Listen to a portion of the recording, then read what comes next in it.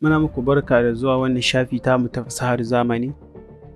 Wannan shine hajinmu na biyu a karatu na CORELDRAW da muke yi, wanda insha Allahu a yau za mu tattauna wasu abubuwa masu mahimmanci game da CORELDRAW. Kuma ya kamata a ce kun natsu kun kalli bidiyon nan daga farko har ƙarshe domin ku gane asalin abin da muke yi. Ni ne naku Rufai Sani. Kar ku manta ku danna subscribe, sannan ku danna alamar ƙararrawa ta da za ku samu saƙo sanarwa da zarar mun ɗaura bidiyo sabo. Da fari dai, wannan shine cikin CORELDRAW kamar yadda kuka gani muka shiga a cikin hajjinmu ta farko.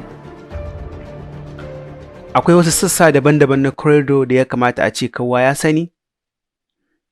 Da fari, sama nan da kuke gani ga CORELDRAW 2021 haji na biyu, to sunansa ana ce masa title bar. Ita title bar tana nuna sunan aiki ne da sunan manhaja ko program da kake amfani da shi. Sunan program namu CORELDRAW, shi yasa kuka gan shi a nan, ga sunan aikinmu kuma haji na biyu. Sannan waɗanda kuke ganin su sunan shi menu bar.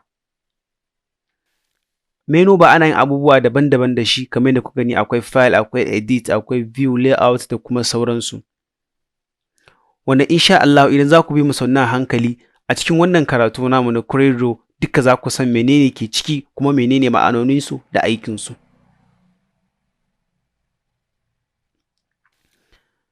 Sannan wannan kuma da kuke ganin sa a nan ana ce mishi standard tools bar.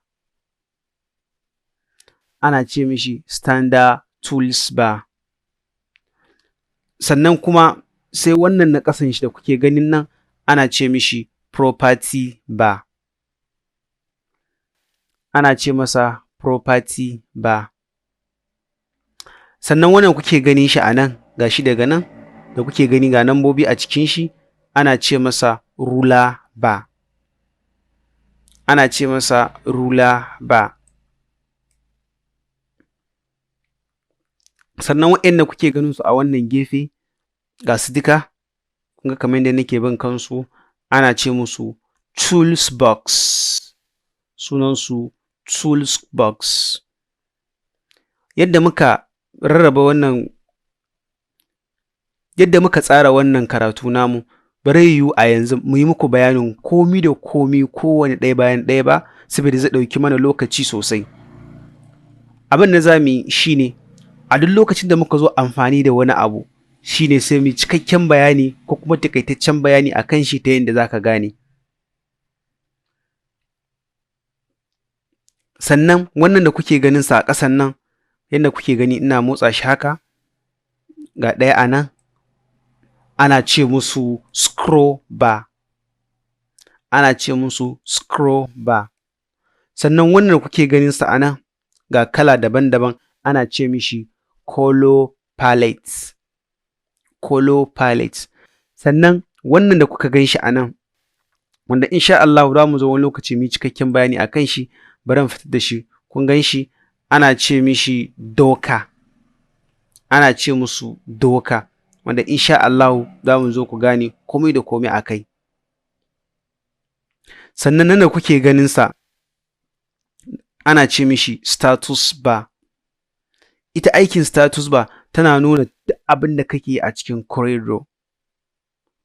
Aikin status bar tana nuna duk abin da kake yi a cikin CORELDRAW. Sannan nan da kuke ganin sa, da wannan da wannan da wannan da wa'annan duka ana ce mishi document navigator. Document navigator shine ke baka dama domin ka sauya zuwa shafi daban-daban a cikin CORELDRAW.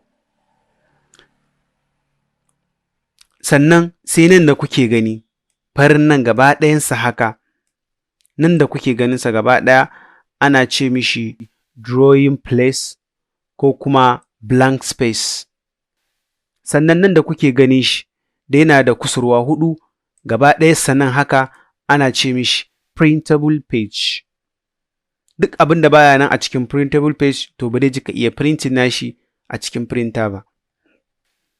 A nan ne za mu tsaya a wannan karatu namu ta biyu, wanda insha Allahu a karatunmu hajinmu na uku za mu fara yin wani abu na graphic design ta yadda kai ma za ka fara yi da kanka. Sannan kamar yadda na muku bayani, ba sai lallai kana da na'ura ba, masu amfani da Android su ma za su iya yin wannan graphic design. Amma muna son domin ku dinga kallo gaba ɗaya da na CORELDRAW da na Android, sabida ilimin da ka samu a cikin CORELDRAW zai baka dama domin ka samu ka yi a cikin Android. Ga wa'yanda sai yanzu suka fara kallon bidiyo namu ko kuma sababbi wanda suka zo cikin wannan channel namu, akwai bidiyo namu na hajin farko, kar ku manta ku je ku gani, wanda insha Allah zai taimaka muku sosai. Sannan wanda ba su installing CORELDRAW ba ko kuma ba su san da za su installing ba, to insha Allah a cikin wannan channel namu ku je ku bincika, akwai bidiyo da muka yi ta yadda za ku installing CORELDRAW 2021 Pro kuma kyauta. Ku bincika ku gani, wanda insha Allah za ku samu, sannan za ku iya download nashi a sauwaƙe kuma kyauta. Sai mun haɗu a haji na 3.